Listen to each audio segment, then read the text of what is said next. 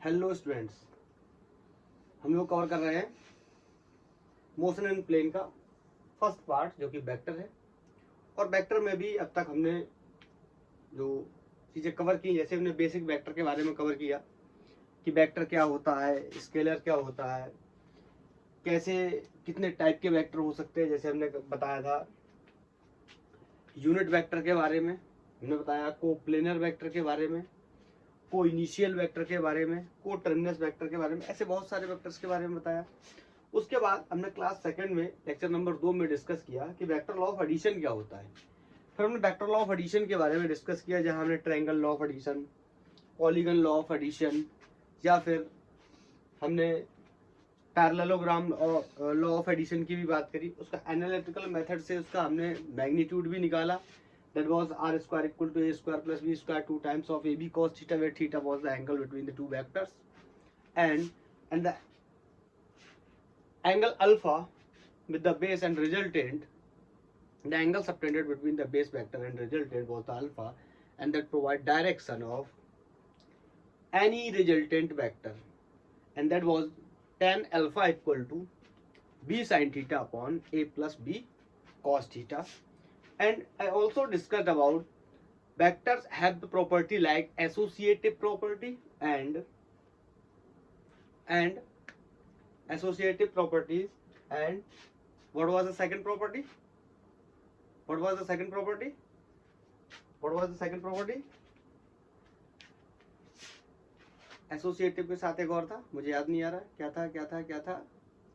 Associative and पता नहीं, भूल गया मैं, याद आएगा तब बीच में बता दूंगा। ओके, ये सब हमने बात की। उसके बाद हमने बात की कि हमने क्वेश्चंस पे बात की। प्रीवियस लेक्चर हमने क्वेश्चंस का बनाया हुआ है, जो कि वेक्टर लॉ ऑफ एडिशन के ऊपर डिपेंड था। उसमें हमने बहुत सारे वैरायटी के क्वेश्चंस क्लियर किए हुए हैं। और आज हम इसका चौथा लेक्चर डिस्कस करने जा रहे हैं। इसके अंदर हम बात करेंगे ऑर्थोगोनल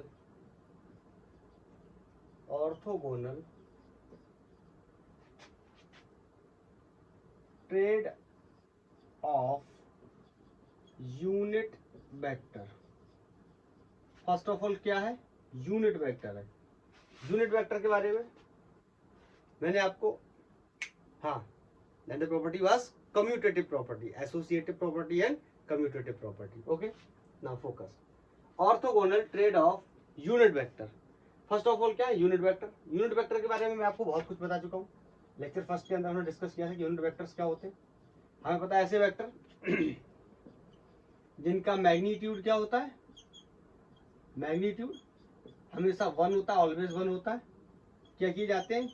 यूज किए जाते हैं फॉर डायरेक्शन, किसी वेक्टर की डायरेक्शन पता करने के लिए यूज कर सकते हैं। और इनका कोई भी यूनिट या कोई भी डायमेंशन नहीं होता है। No unit and no dimension. इसी के बारे में बात करने जा रहे हैं। कुछ खास है नहीं, बस जो आप क्वेश्चन में बार बार देखते हैं क्या होता है आई जे के कैप्स, उसी के बारे में हम बात कर रहे हैं। हाँ, यूनिट कैप को आपको पता किससे रिप्रेजेंट करते हैं हम? कैप से। कैप से मतलब जैसे ये कोई ए वेक्टर है, सॉरी ए कैप है, इसका मतलब क्या? ये कोई ए वेक्टर है जिसका डायरेक्शन क्या है? ए कैप है। आई थिंक क्लियर होगा, ये सब हम लोग डिस्कस कर चुके हैं ना। मैंने माना ये कोई हमारा कोऑर्डिनेट सिस्टम बना हुआ है, ये एक्स है, ये वाई है, माइनस एक्स है, माइनस वाई है, जेड प्लस और माइनस जेड जैसी चीजें हैं। ठीक है, सुनना। Orthogonal triads of unit vector का मतलब, अब जहां पे यहाँ पे मैं ज्यादा इंग्लिश लिखाने वाला नहीं, ना कुछ आपको ज्यादा इसकी थ्योरी के बारे में बताने वाला हूँ। मुद्दे की बात समझते हैं। आई जे and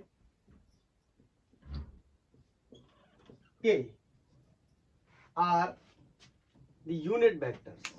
Okay, I J K are the unit vectors. Cap लगे, मैंने आपको बताया कैप लगे होने का मतलब क्या होता है? Unit vector. तो ध्यान से सुनेंगे। एक्स में एक्स डायरेक्शन में जिन यूनिट वेक्टर्स का हम यूज करेंगे उसे हम बोलेंगे आई, क्योंकि प्लस एक्स में तो प्लस आई, ये माइनस एक्स में है तो ये माइनस आई। ठीक है, एक्स डायरेक्शन में आई का यूज करेंगे, वाई डायरेक्शन में जे का यूज करेंगे, एंड जेड डायरेक्शन में किसका यूज करेंगे, के का यूज करेंगे। तो यहाँ पे of course plus J, this is going to be minus J, and this is going to be plus K, and this is going to be minus K, और सब पे क्या लगा देंगे, कैप। कैप लगा, कैप लगा, कैप लगा, yes cap लगा। तो ये कहलाते हैं orthogonal trade off unit vector. आप पूछेंगे इनका क्या यूज है, देखो ऐसा होगा, अगर मैं बोल दूं, जैसे ऐसे कुछ बोल दूं मैं कि velocity is 2 I cap metre per second, तो इसका मतलब ये अंडरस्टैंडिंग में हो गया कि कोई ऑब्जेक्ट है जिसकी वेलोसिटी क्या है, 2 मीटर पर सेकेंड है, किस डायरेक्शन में, प्लस आई का मतलब है पॉजिटिव एक्स डायरेक्शन में।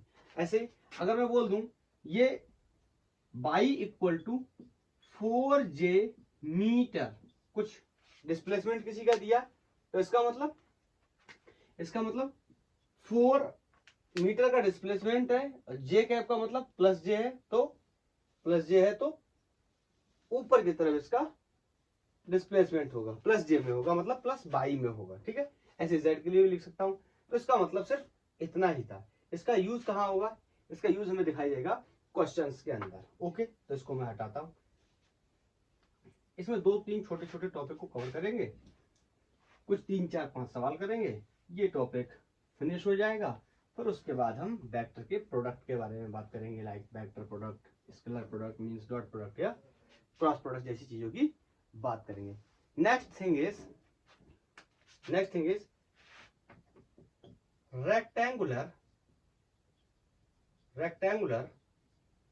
component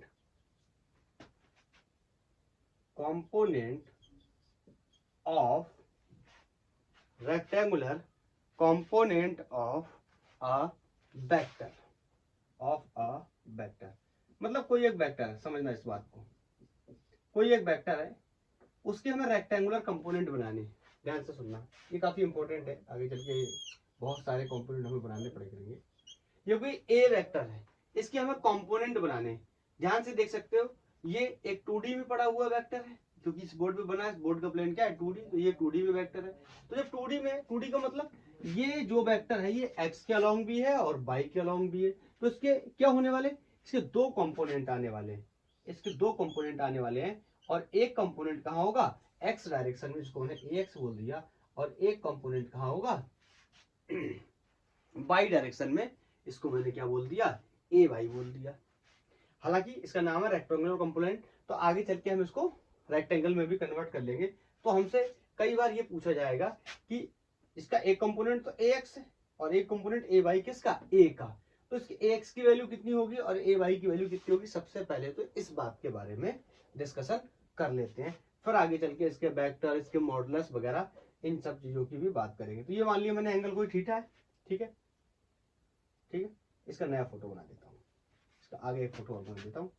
तो ये कुछ इस तरीके से मैंने बना दिया, और ये कुछ ऐसी बात हो गई जैसे ये कोई वेक्टर a है या ax है, ये कोई वेक्टर ay है, तो इन दोनों का रिजल्टेंट क्या होगा, इन दोनों का रिजल्टेंट कोई r है, तो यहाँ पे कोई क्या है, a है। ठीक है, इन दोनों के बीच में एंगल कितना है, थीटा। आपको पता है अगर ये ax है, ये ऊपर वाला भी क्या होगा, ax, ये ay है, तो ये भी क्या होगा, ay। बोलो, ax और ay की वैल्यूज मुझे निकालनी है कि क्या हो सकती है। तो ठीक है, यहाँ पे आपको पता है साइन कॉस टेन में से किसी इस्तेमाल करने वाले हम निकालने के लिए अलग अलग चीजों को। तो सबसे पहले यूज कर लेते हैं कॉस का, कॉस थीटा। आपको पता क्या होता है, बेस अपॉन हाइपोटेनस। बेस क्या है, अगर इसकी ऐसी नेमिंग कर दे, अब नहीं कर रहे ऐसी नेमिंग, रहने दो, बहुत हो गया, बहुत पढ़ लिख चुके कि वो पी एस इस तरीके से नहीं करेंगे, रहने दो। बेस क्या है, सिंपली ए एक्स, हाइपोटेनस क्या है, ए, तो ए एक्स की वैल्यू कितनी हो गई, ए कॉस थीटा। ठीक है, ये बहुत डिपेंड करेगा इन सब चीजों के ऊपर, आगे चल के हमें देखने को मिलेगा कि हम कैसे कंपोनेंट बनाएंगे। ठीक है, ऐसे ही अगर हम यहाँ पे यूज करें साइन थीटा, क्या होता है बताओ, परपेंडिकुलर अपॉन हाइपोटेनस। तो बताओ यहाँ पे परपेंडिकुलर ए वाई हो जाएगा, ये ए वाई है तो ये भी क्या है ए वाई, तो परपेंडिकुलर क्या हो गया ए वाई अपॉन हाइपोटेनस क्या है ए। तो यहां से देखा मैंने कि ए वाई की वैल्यू कितनी हो गई ए साइन थीटा। मतलब एक्स में कितना पार्ट मौजूद है इस ए वेक्टर का, उसका मैग्नीट्यूड कितना है A X and that is A cos theta. और बाई में कितना पार्ट मौजूद है इस ए वेक्टर का, उसका मैग्नीट्यूड है ए वाई या ए साइन थीटा।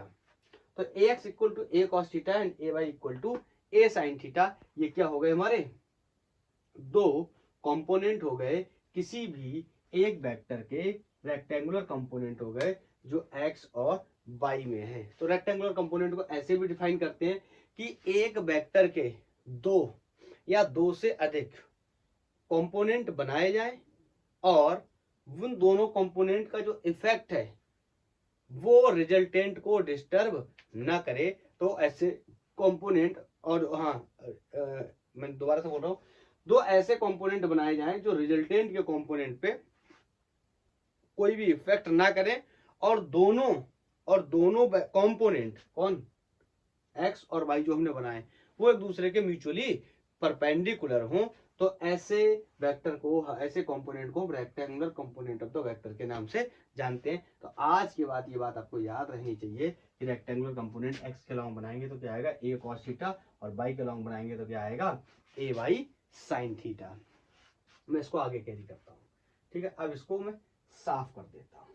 अब ये तो हो गया, मैंने कोई वैल्यू निकाल ली, मॉडुलस निकाल लिया या स्केलर वैल्यू निकाल ली या मैग्नीट्यूड निकाल लिया, क्या ए कॉस थीटा ए वाई साइन थीटा। अब मैं अगर इसको वेक्टर में देखने की कोशिश करूं, अभी ये स्केलर में लिखा हुआ वेक्टर में देखने की कोशिश करूं, तो इसी को मैं दोबारा से इस फोटो को अब इधर ड्रॉ कर रहा हूं और इसमें मैं वेक्टर के हिसाब से बात करने जा रहा हूं। लेट्स से ये कोई ए वेक्टर है और ये इसका कंपोनेंट है जो कि क्या है ए एक्स वेक्टर। अब यहाँ पे मैं वेक्टर लगा देता हूं and this is a Y vector. Okay, I think ये आपने नोट कर लिया होगा, इसको मैं हटा देता हूं, ठीक है। और हमसे कहा जाए इनको वेक्टर को डायरेक्शन के साथ एक्सपोज करो। वैसे तो हमें दिख रहा है एक्स डायरेक्शन में, लेकिन एक्स डायरेक्शन में ऑर्थोगोनल ट्रेड्स के साथ अगर हम इसको एक्सपोज करें तो ये कुछ इस तरह बन जाएगा। समझते रहेंगे, धीरे धीरे सब कुछ समझ आ जाएगा।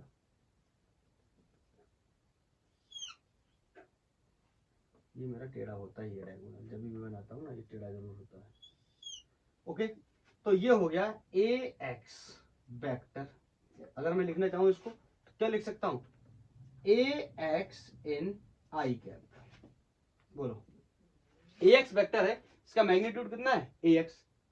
नहीं समझ आया? जैसे मैं अगर बोल दूं X equal to 2 I cap metre, तो एक्स की वैल्यू कितनी है 2 और डायरेक्शन क्या है आई का मतलब प्लस एक्स, और एक्स की वैल्यू कितनी है एक्स। समझ गए? हाँ, ये बात मैंने आपको बताई नहीं है एक्चुअली में, हम इसको कोई खास सीरियस नहीं लेते। जैसे किसी भी स्केलर में अगर हम वेक्टर का मल्टीप्लाई करते हैं या किसी भी वेक्टर में स्केलर का मल्टीप्लाई करते हैं तो इससे रिजल्टेंट क्या रहने वाला है वेक्टर ही रहने वाला है। जैसे ये दो क्या है एक स्केलर नंबर है और ये आई कैप क्या है एक वेक्टर है, तो हमने इसमें रियल नंबर का मल्टीप्लाई किया तो आंसर इज 2i, लेकिन स्टिल ये क्या रहने वाला है वेक्टर रहने वाला है। ओके, ऐसे ही मैं इसको अगर इसको एक्सपोज करूं this will be A by, इसका क्या हो गया मैग्नीट्यूड, और इसका डायरेक्शन क्या हो गया आई, सॉरी इसका डायरेक्शन आई नहीं, इसका डायरेक्शन क्या हो जाएगा जे कैप। अरे भाई डायरेक्शन में ना, तो इसका क्या हो जाएगा जे कैप। अरे भाई तो लिखा हुआ है देखो वेक्टर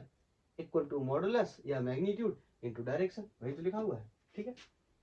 ओके, अब मैं अगर इसका वेक्टर लिखने की कोशिश करूं तो बताओ क्या होगा A vector is equal to A X I cap plus A Y J cap. ये हो गया, बताओ यही तो लिखा जाएगा ना, ऐसे तो लिखते थे हम। अगर मैं ए का मॉडुलस निकालने की कोशिश करूं, मॉडुलस निकालना हमने सीख लिया है, बोलो। अरे नहीं आता क्या, मॉडुलस निकालना हमने सीखा था, आर स्क्वायर याद आया इक्वल टू ए स्क्वायर मतलब square of A X plus B square मतलब square of A Y plus 2 times of A B cos 90। Cos 90 क्यों? क्योंकि ये क्या है, आई माने एक्स में है और एक क्या है, जे मतलब वाई में। इन दोनों के बीच में एंगल कितना 90, तो ये वाला फंक्शन क्या हो गया 0। तो यहाँ से ए की वैल्यू या इसका जो मॉडुलस है इस वेक्टर का क्या हो गया, A X plus A Y. I think इसमें किसी को कोई दिक्कत नहीं होनी चाहिए। ओके। अब अगर मुझसे कहा जाए कि इसका जो इसमें अगर tan थीटा लगाया जाए, डायरेक्शन देखी जाए तो कितनी होगी बताओ। तो आपको याद है tan theta was b sine theta, याद है। b मतलब A Y upon A X plus A Y cos 90। ये वैल्यू क्या हो गई 0, ये वैल्यू क्या हो गई 1।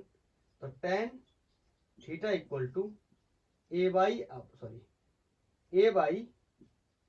अपॉन ए एक्स, ये हो गए। क्या हम चाहे तो ऐसा भी लिख सकते हैं कि theta equal to tan inverse A Y upon A x.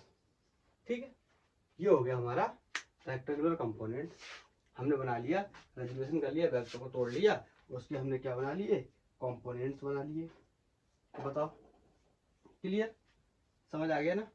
अगर आपसे मैं कहूँ जैसे कुछ एक दो एग्जांपल ले लेता हूँ इसके में, ये तो जनरली मैंने बनाया, उसके बाद मैं बोलूँ अगर मान लो ये कोई एक फोर्स है, लेट्स से एफ फोर्स है।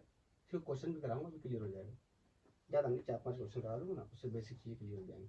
ये 2D में पड़ा हुआ है। तो बताओ ये एंगल थीटा है, तो इसके दो कंपोनेंट बनेंगे, एक एफ एक्स जो कि एक्स की डायरेक्शन में, तो क्या हो जाएगा एफ का कॉस थीटा, यही तो भी पड़ गया है ना।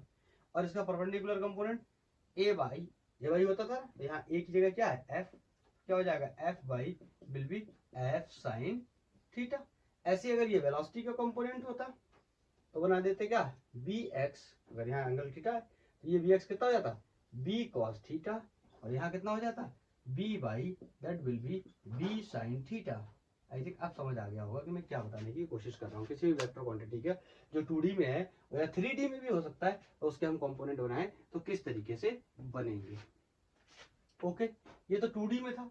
अगर कोई वेक्टर 3D में होता तो क्या करेंगे, 3D के लिए भी हमारे पास वही पूरा प्रोग्राम करना है।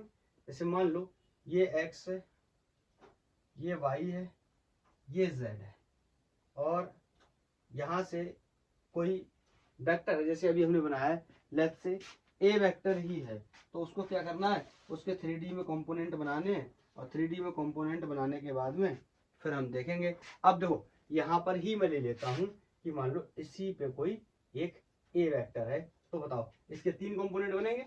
अभी 2 बन रहे थे, एक एक्स के लॉन्ग एक वाई के लॉन्ग। अब एक बनेगा एक्स के लॉन्ग, एक बनेगा बोलो वाई के लॉन्ग, एक बनेगा जेड के लॉन्ग। तो मैंने मान लिया ये बन गया एक्स के लॉन्ग, बोलो यहीं पे बना दूंगा ऐसी कोई वाई के लॉन्ग, यहाँ पे ऐसे तो बना दूंगा क्या वाई के लॉन्ग, और इसमें बना दूंगा कोई क्या जेड के लॉन्ग, बोलो ये हो जाएगा ए जेड।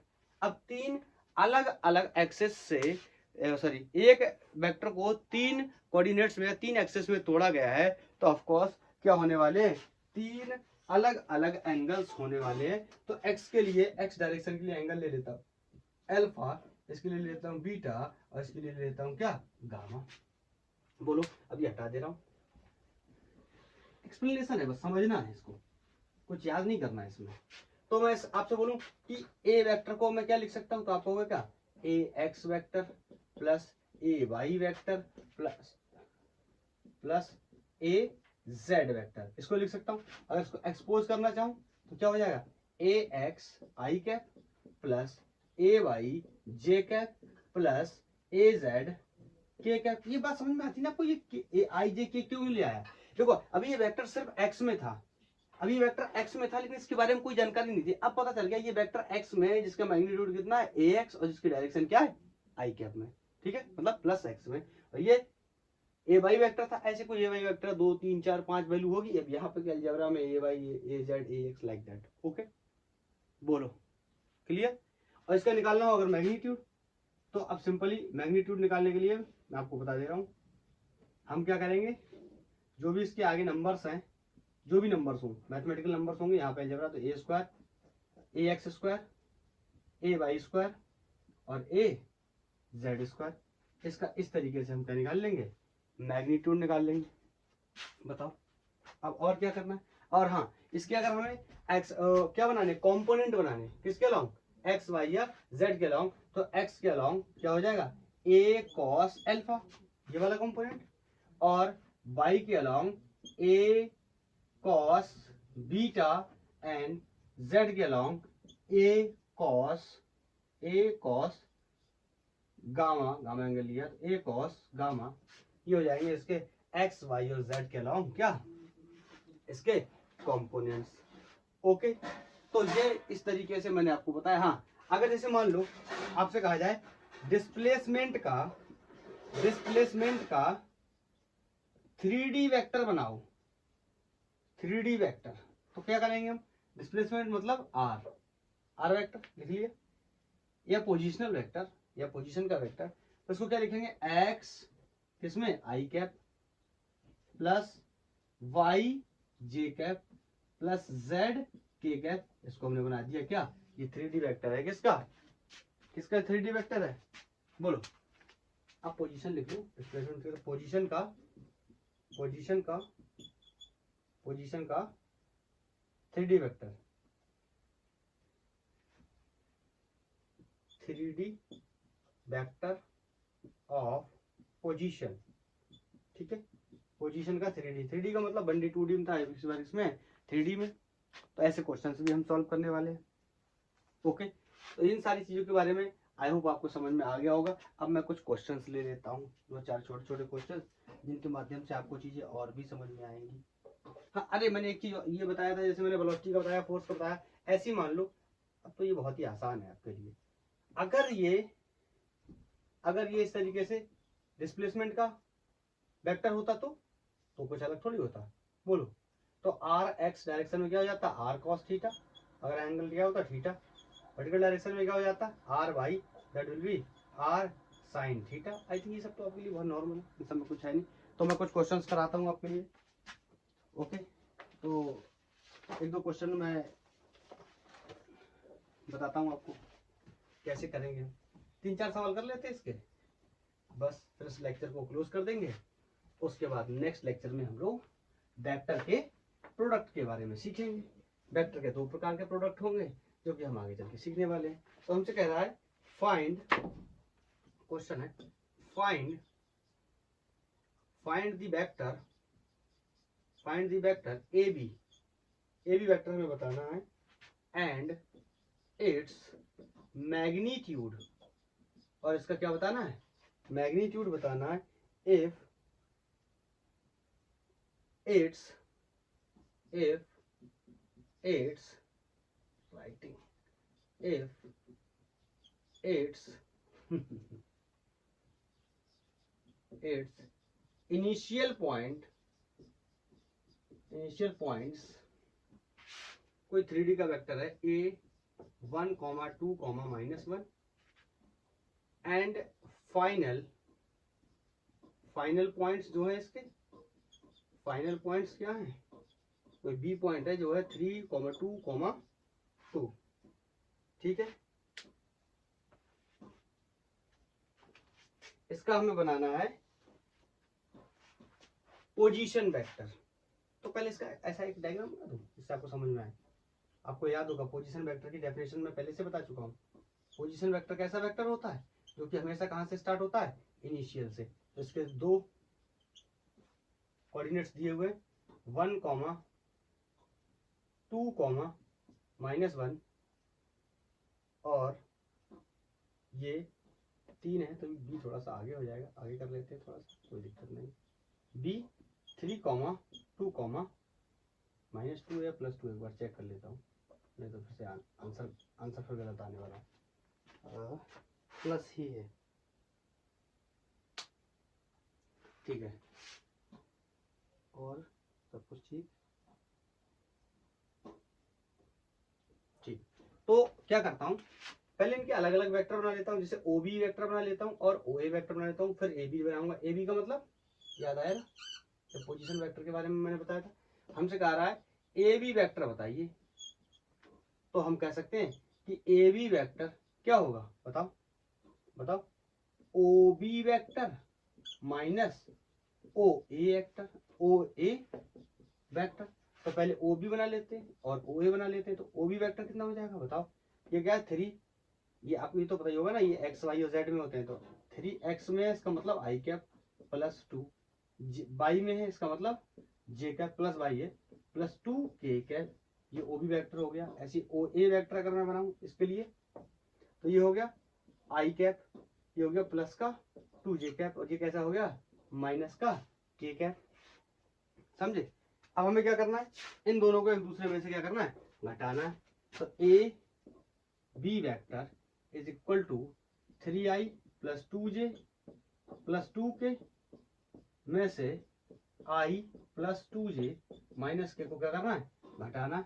तो ए बी इक्वल टू ये हो गया 3i plus 2j plus 2k minus i minus 2j plus के।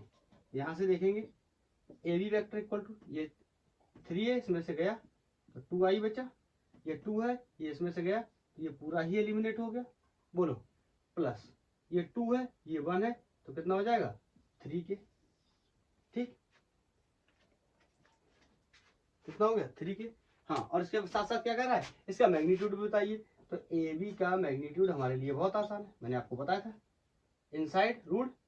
अरे ये यही क्या लिखा है, ये ए एक्स लिखा है, ये क्या लिखा है ए जेड के, ये जेड में तो ए जेड लिखा है, square of 2 plus square of 3, तो आपको पता है, अरे ये तो कर ही लोगे ना, ये 9 और 4, ठीक है 13, तो इसका आंसर हो गया रूट के अंदर 13 यूनिट, जो भी यूनिट दिया हो, ठीक है, ये आंसर हो गया। आई थिंक समझ गए होंगे पोजीशन वेक्टर कैसे बनाया जाता है। पोजीशन वेक्टर बनाते वक्त हमने आपको लेक्चर नंबर 1 के अंदर बताया भी था कि पोजीशन वेक्टर को हम कैसे बनाते हैं।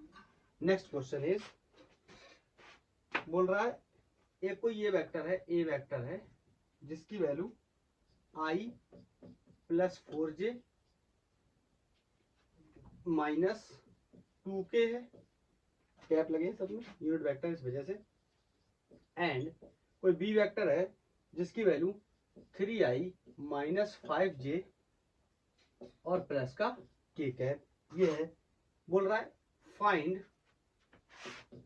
Find unit vector, find unit vector, हमें एक यूनिट वेक्टर बनाना है, unit vector parallel to the resultant, parallel to the resultant, resultant के क्या बनाना है, parallel, parallel to the resultant, parallel to the resultant. अब ये क्वेश्चन तो उल्टा लिख दिया मैंने, ऐसा था पहले लिखा था find unit vector parallel to इन दोनों के रिजल्टेंट के। तो पहले क्या करते हैं, इन दोनों का क्या निकाल लेते हैं, रिजल्टेंट निकाल लेते हैं, और फिर रिजल्टेंट निकालने के बाद में देखते क्या होता है। तो देखो देखो रिजल्टेंट का मतलब क्या, इन दोनों को क्या करना है, जोड़ना है। तो आई वाले आई में जुड़ जाएंगे, जे वाले जे में जुड़ जाएंगे, और के वाले के में जुड़ जाएंगे। तो आप देख रहे हो इनको जोड़ने के लिए यहाँ पर हम सिंपली, अब मैं ज़्यादा मैथमेटिक्स का यूज नहीं करने वाला, यहाँ पर सिंपल देखो। तो ये इसका रिजल्टेंट वेक्टर मैंने कोई बना लिया आर वेक्टर, ठीक है। तो आई वाला आई में जुड़ेगा, कितना हो जाएगा 4i, घटाना होता तो अलग बात है, जोड़ना है तो डायरेक्ट जोड़ लेते। ये 5 में से 4 गया तो यहाँ कितना बचा माइनस का j या 1j, ये 2 और ये प्लस का 1, तो ये कितना बचा माइनस का k कैप। तो ये तो हो गया हमारा आर वेक्टर। हम कह रहा find a unit vector parallel to the resultant, इस रिजल्टेंट के क्या है पैरेलल है, ठीक है। और यूनिट वेक्टर आपको पता क्या होता है, मैंने बताया था unit vector r vector will be equal to, sorry r cap will be equal to r vector upon modulus of r, ये हमें निकालना। आर वेक्टर ये हमने निकाल लिया, आर का मैग्नीट्यूड हम और निकाल ले तो हमारा काम हो जाएगा। अब मैं ज्यादा इसमें वो करने वाला नहीं हूँ, मैं डायरेक्ट निकाल दे रहा हूँ ऐसे ही। रूट के अंदर भरेंगे, इसका स्क्वायर करेंगे, इसका स्क्वायर करेंगे, इसका स्क्वायर करेंगे, तो ये कितना हो जाएगा 16, ये कितना 1 जुड़ेगा कितना 17, ये कितना हो जाएगा 18, ये रूट के अंदर कितना हो गया 18। तो r cap equal to r vector 4i minus j minus k division by root 18, ये हमारा क्या हो गया आंसर, हमसे पूछा गया आर कैप की वैल्यू क्या होगी, यूनिट वेक्टर की वैल्यू क्या होगी, ये 18 है। ठीक है,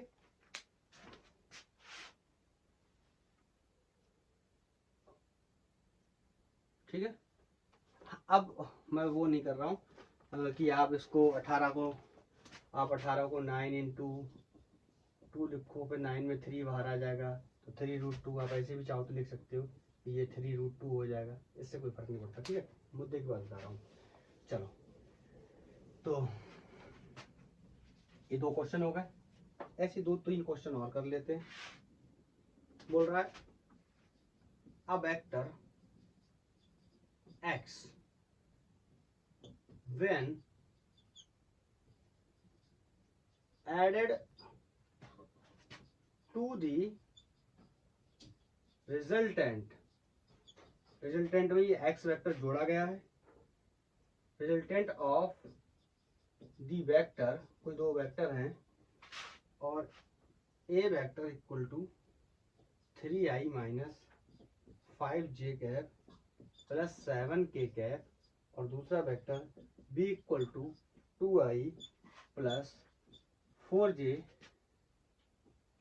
2i plus 4j minus 3k gives a unit vector along y axis। तो बोल रहा है find the vector x।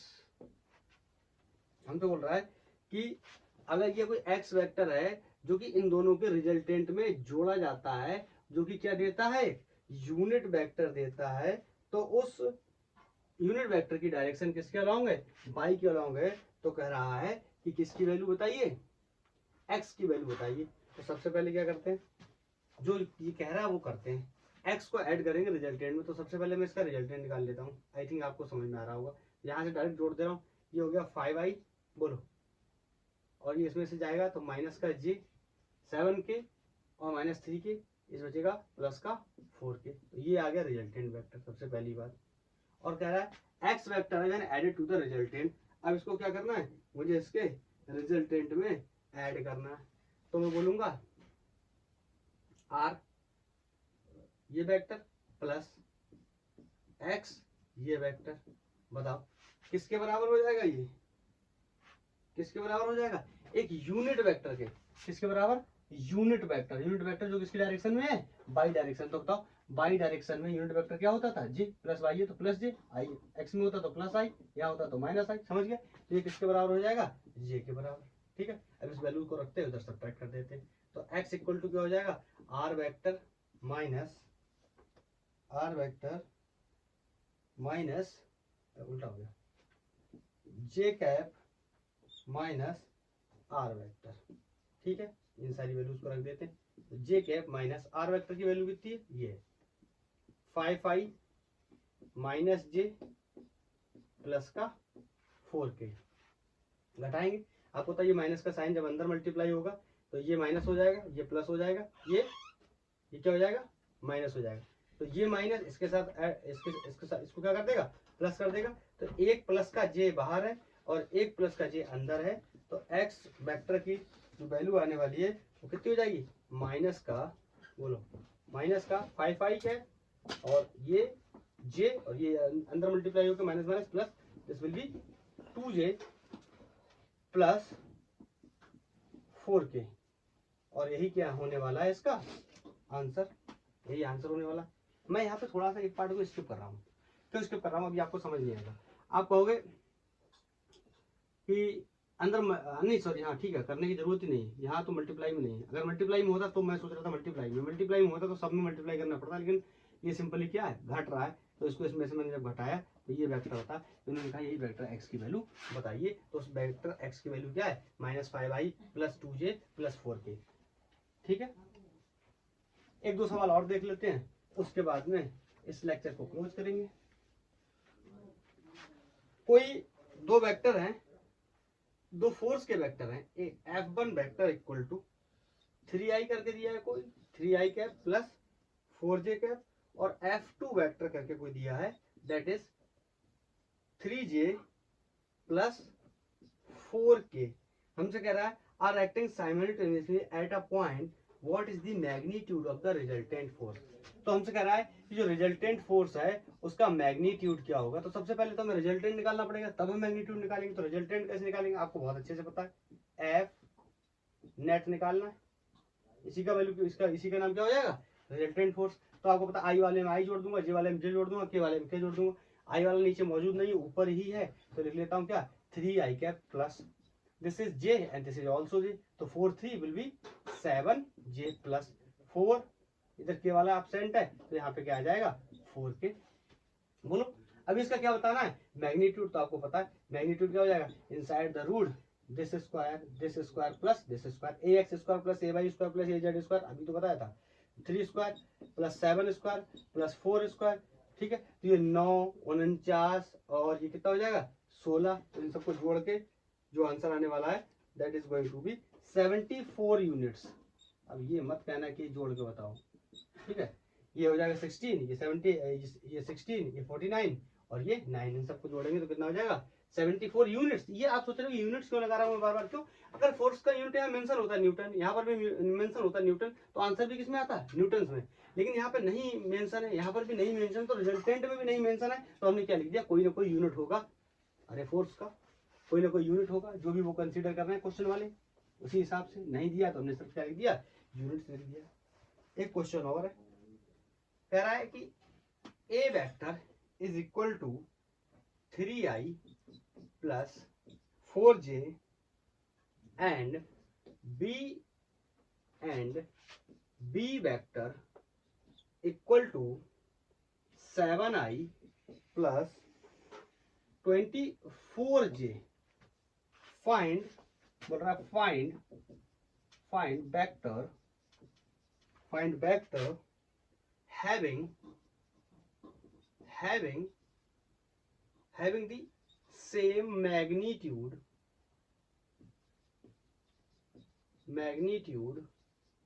having the same magnitude as b vector and parallel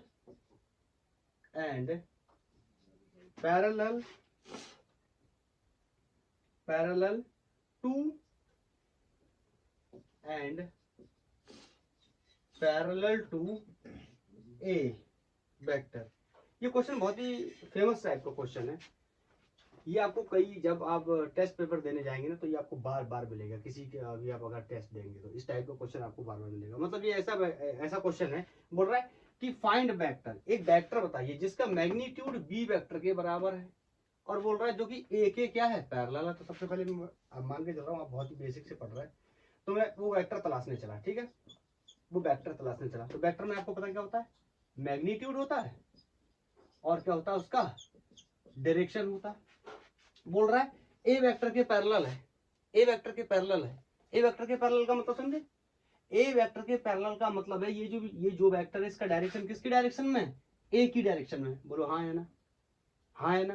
क्यों, बोल रहा है मैग्नीट्यूड तो इसके बराबर है, लेकिन जो उसका रिजल्टेंट है, सॉरी, जो मैग्नीट्यूड तो इसके बराबर, लेकिन इसका जो डायरेक्शन है वो ए के पैरेलल है। तो जो अगर ए के पैरेलल होगा, जो नया वेक्टर हमें बनाना है ए के पैरेलल है, तो डायरेक्शन भी किसमें होगा, ए में। जैसे मान लो ये ए वेक्टर है और ये कोई वेक्टर बनाने जा रहा हूँ, लेट्स से इसका नाम कोई एक्स है, तो ये ए के पैरेलल है, इसका मतलब दोनों का डायरेक्शन क्या है सेम। पैरेलल वेक्टर की कहानी ही यहाँ से स्टार्ट होती थी। ऐसे वेक्टर जो क्या करते सेम डायरेक्शन में हो और उनके बीच में एंगल क्या हो जीरो, या उनके बीच में एंगल क्या हो जीरो, ऐसे वेक्टर्स को हम क्या बोलते हैं पैरेलल वेक्टर्स। ओके, तो मैं वेक्टर लिख देता हूँ ऐसे, लेफ्ट से कोई वेक्टर है, मान लो कोई एक्स वेक्टर है, ठीक है। मैग्नीट्यूड बी, कुछ लोग कह रहे हैं बी क्यों लिख रहा है, अरे क्वेश्चन बोल रहा है find the vector having the magnitude as B.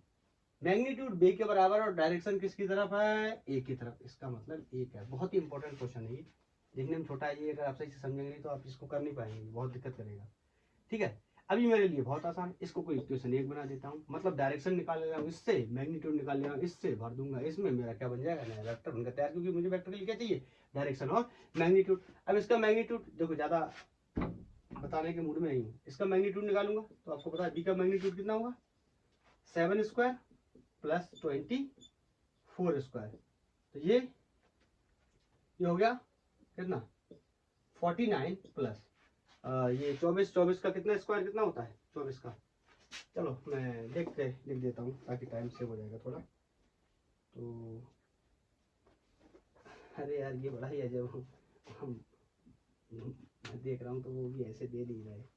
चलो अच्छा कर देता हूँ 24 4 चौक 16, 1 4 एकम 4 दूनी 8 और 1 9 96, 4 दूनी 8 2 दूनी 4 6 9 8 17 9 8 17 4 और 1 5 576 में 49 और जोड़ ही लेता हूँ जब इतना सब कुछ किया है तो 9 6 15 7 4 11 और 1 12 और 5 और 1 6 तभी नहीं दे रहे हैं ये 625 दिख रहा है किसका होता है ये 25 का स्क्वायर रूट होता है। ठीक है तो ये यहाँ से मुझे दिख गया।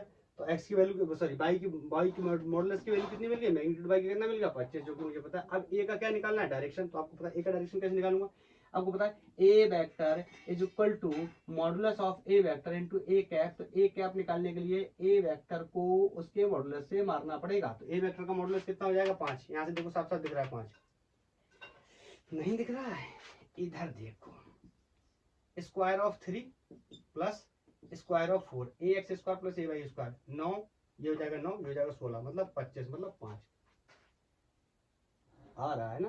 ओके तो ये हो गया 3i plus 4j divide by 5। तो ये क्या हो गया 1 है। अब रख देता हूँ मेरा वेक्टर बनके तैयार है। इन दोनों की वैल्यू को उठा के इक्वेशन 1 में रखता हूँ। तो ये मैग्नीट्यूड आ गया 25 और ये जो कैप आया ये कैप आया डायरेक्शन जो आया वो आया 3i plus 4j division by 5। ये 5 से 5 मरा कितना हो गया 25 से मरा तो 5 5 25। तो x वेक्टर को हम लिख सकते हैं 5 3 15i प्लस 4 5 20j। ये हो गया वो वेक्टर जिसकी डायरेक्शन कहाँ है a की तरफ है। इसका मैग्नीट्यूड किसके बराबर है b के बराबर है। तो ये वो वेक्टर बनके तैयार हो गया। आई थिंक क्लियर होगा। हटाता हूँ नोट करो आई थिंक कर लिया होगा। ओके समझ आ रहा है ना।